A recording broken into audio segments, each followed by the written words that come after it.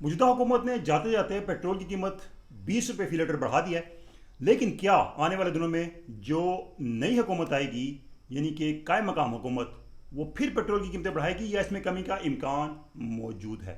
और क्या पाकिस्तान वाकई डिफ़ॉल्ट से बच चुका है? पाकिस्तान की मुआशी सूरत हाल पर आपको अहम तरीन मालूमात देंगे। हमारे साथ मौजूद होंगे मारूफ माहिर मुआशियात डॉक्टर कैसर बंगाली।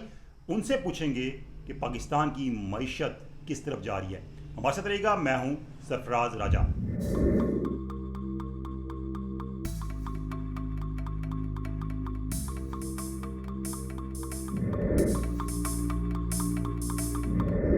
तो दोस्तों, डॉक्टर कैसर बंगाली हमारे साथ मौजूद हैं और सबसे पहले उनसे पूछेंगे कि हुकूमत ने जाते जाते पेट्रोल की कीमतें बढ़ा दी हैं।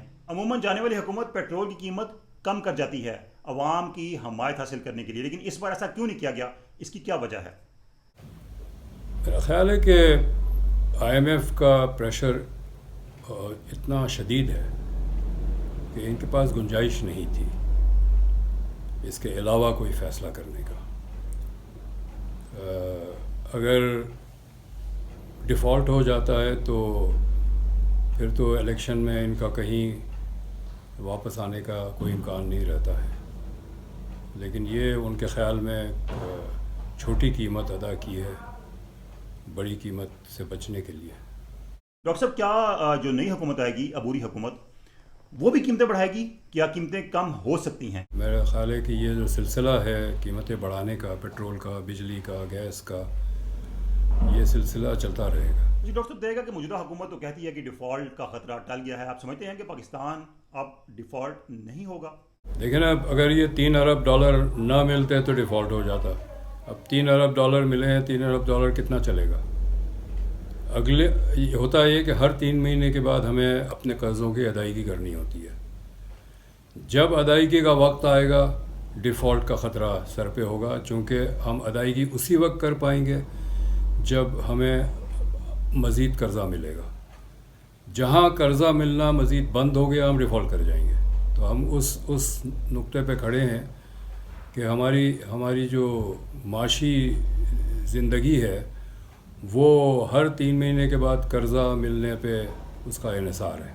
जो 15 महीने शहबाज शरीफ की हुकूमत रही और इसहाक डार ने जिस तरीके से इकॉनमी चलाई, आप समझते हैं कि ये ठीक था या इनके पास कोई ऑप्शन ही नहीं था इसके अलावा? जो काम इन्होंने किया है वो ये है कि सिर्फ कर्ज़े का तलाश,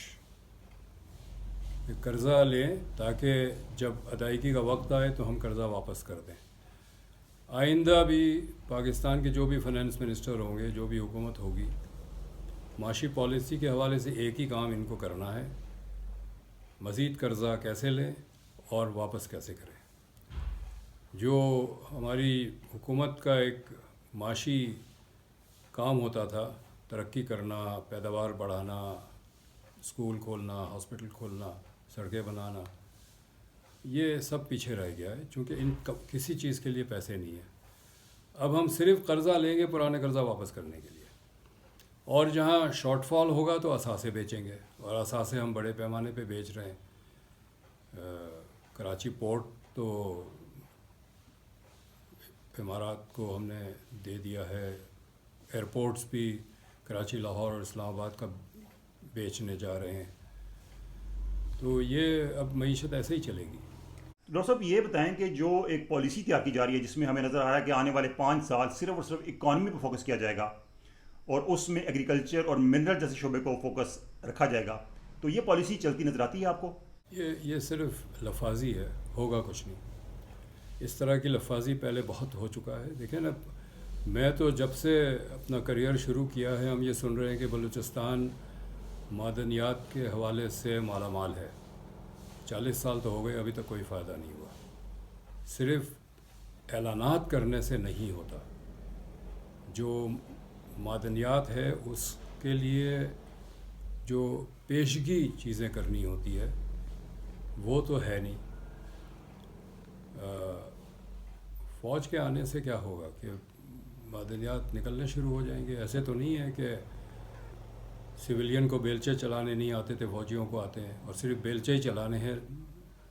ये मिनरल सेक्टर जो है बहुत मॉडर्न मशीनरी चाहिए और उसके लिए पॉलिसी स्ट्रक्चर चाहिए। کچھ بھی نہیں ہے. ڈاکٹر صاحب، جس طریقے سے ہماری فوج ایگریکلچر میں اور منرل کے شعبے میں انوالو ہو رہی ہے چیزوں کو بہتر کرنے کے لیے، ملک میں ان چیزوں کو فروغ دینے کے لیے، تو یہ دیر پا اقدام ہوگا؟ دیکھیں، ایک آدھ ملک ہے جن کی اپنی زراعت کی کیپیسٹی نہیں ہے، یعنی زمین زرخیز زمین نہیں ہے جو ان کو اپنی آبادی کے لیے چاہیے خوراک. تو یہ دوسرے ملکوں میں زمین لے رہے ہیں یا خرید رہے ہیں یا لیز پہ لے رہے ہیں یا ٹھیکے پہ لے رہے ہیں، اور وہاں جو پیداوار ہے پھر وہ اپنے ملک کو لے جا رہے ہیں. تو خود اپنے ملک میں اگر پیدا نہیں کر سکتے ہیں تو دوسرے ملک میں پیدا کر کے لے جائیں. ہمارا اس وقت یہ کہ ہمیں زر مبادلہ جو بھی دے ہم ہر چیز بیچنے کو تیار ہیں. تو کچھ زمین لے کے بیچ دیں گے. یہ مختلف نام دے رہے ہیں، پبلک پرائیویٹ پارٹنرشپ کا نام دے رہے ہیں، آؤٹ سورسنگ کا نام دے رہے ہیں، لیکن یہ سارا بیچنے کے برابر ہے. اور اس میں ہوگا یہ کہ جو پیداوار ہوگا وہ جس ملک نے اس میں پیسہ لگایا ہے وہ پیداوار وہاں چلا جائے گا، اور وہ مزدور، کھیت مزدور جس نے گندم کو اگانے میں اپنا پسینہ بہایا ہے، وہ خود وہ گندم نہیں استعمال کر سکتا، چونکہ کانٹریکٹ یہ ہے کہ 100% یا 90% پروڈیوس جو ہے وہ ایکسپورٹ ہوگا ٹو دا ہوسٹ کنٹری. یہ ان کی ملکیت ہوگی، ہماری نہیں ہوگی. تو اور یہ بے روزگاری بھی بہت ہوگی کارپوریٹ فارم سے، چونکہ یہ میکینائزڈ فارمز ہوں گے، مشینری کے ذریعے، ٹیکنالوجی کے ذریعے یہ پیداوار کریں گے.